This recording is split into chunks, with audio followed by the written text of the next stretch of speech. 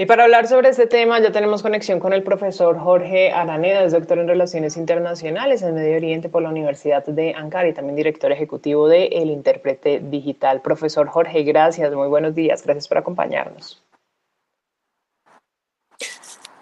Muy buenos días y muchas gracias por la invitación nuevamente. Profesor, haciendo un contexto sobre lo que sucede en Arabia Saudita,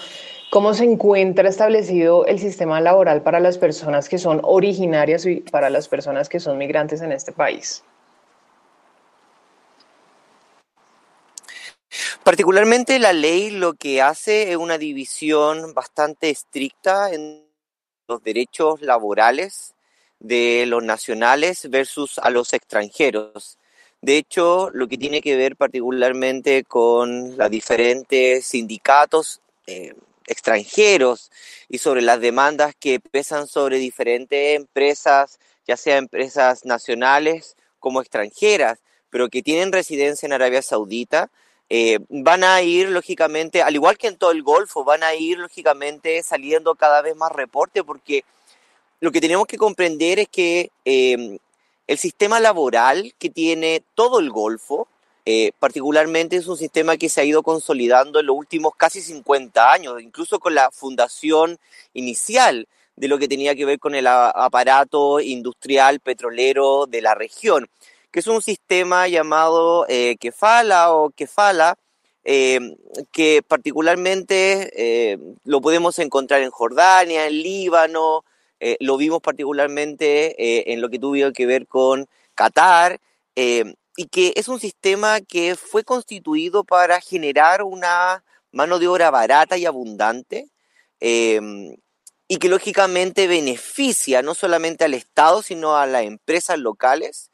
y supuestamente iba a ayudar al desarrollo nacional, pero también a atraer una necesidad creciente, que es la mano de obra barata, sin calificación a la región, en una región en donde tiene un enorme crecimiento económico que busca profesionales, pero que lógicamente a la vez tiene una escasa población nativa.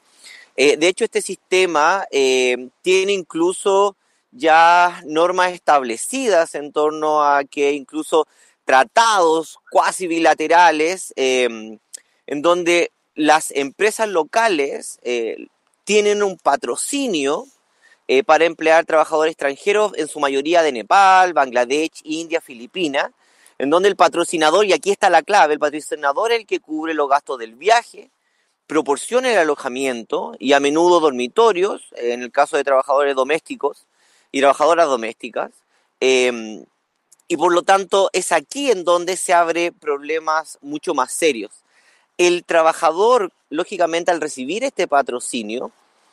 queda con una deuda. Y es ahí en donde muchas organizaciones, incluso la OIT, ha calificado como una esclavitud moderna, afirmando que esto deriva en malos tratos, en un enorme desequilibrio de poder entre el patrocinador, el trabajador, que lógicamente no responde en caso, lógicamente, porque no responde en caso de que el trabajador quiera abandonar el país, que quiera, lógicamente, cambiarse de empleador, o incluso que vaya a buscar otro tipo de financiamiento. De hecho, muchos empleadores y muchas empresas, hasta que este costo inicial sea pagado, retienen pasaportes, retienen documentos y por lo tanto el trabajador lógicamente queda en una condición de desventaja porque no puede volver a su país, no tiene acceso a salarios mínimos y tampoco, lógicamente, queda protegido por ningún tipo de derecho mínimo laboral en tanto que es un extranjero. Y de ahí se abren las puertas, que lo vimos en Qatar y probablemente lo iremos viendo en Arabia Saudita. Se abren puertas a problemas mucho más serios, lo que tiene que ver con matrimonio temporal o estacional, que es parte, como se llama, de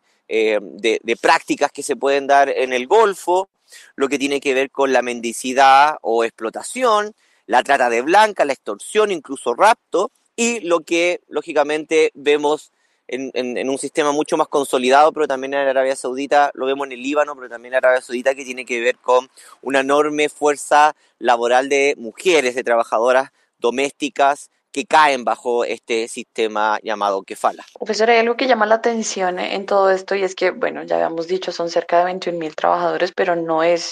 esto no es un problema reciente, lleva más de una década y entre otras cosas, pues hay empresas de construcción que se han declarado en quiebra. ¿Cuál es la postura y cuál es la decisión que toma el gobierno referente a esta situación? El gobierno, y no solamente Arabia Saudita, sino otros países del Golfo, siempre han mantenido una postura que esto es un problema entre privados. El Ministerio de Relaciones Interiores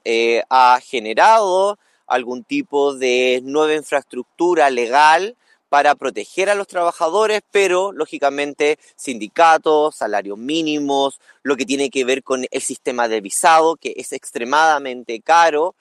Si es que uno no posee un patrocinante, deja al trabajador en una especie de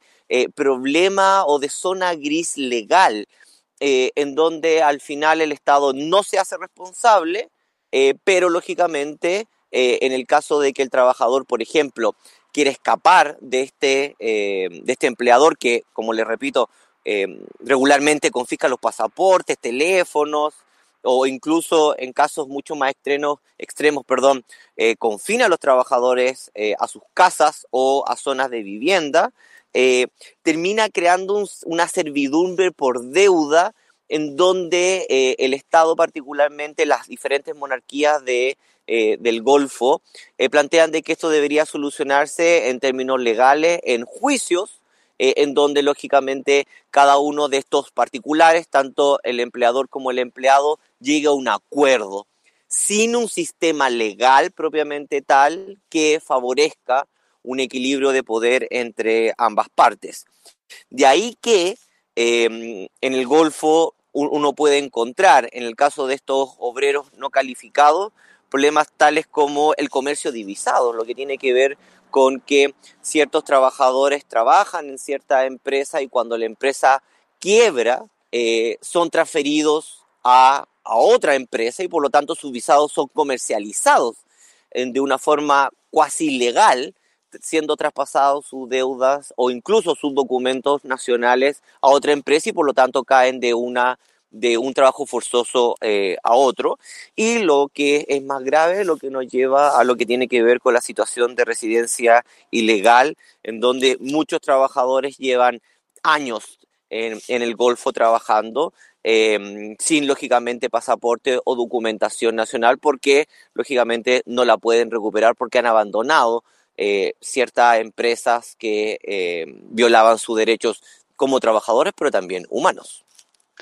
Pues profesor, retomando por último y retomando eso que usted decía acerca de Qatar, ¿qué se puede esperar que pase también por parte de la FIFA? Si bien pues Arabia está apuntándole a ganar el Mundial, también los comentarios en Qatar fueron bastante fuertes en cuanto al derecho de abusos laborales. ¿Qué posición se espera que se tome de la FIFA? Particularmente yo creo que la FIFA no se va a hacer responsable, no se hizo responsable de lo que tenía que ver con Qatar, va a sacar ciertas declaraciones, muy probablemente Arabia Saudita va a crear un paquete de ley particular para evitar críticas mayores sobre esto. Ya ha hecho algunos tipos de reformas, lo que tiene que ver con cierto tipo de portales digitales para la consecución y la obtención de visados. Ha tratado lógicamente desde el 2021 en adelante lo que tiene que ver con crear o tratar de promover un salario mínimo para todos los trabajadores, ya sean nacionales o extranjeros. Y por otra parte, tratar de crear más tipos o más cantidades de visas. Y no solamente que quede como lo que se llama este tipo de visado de oro para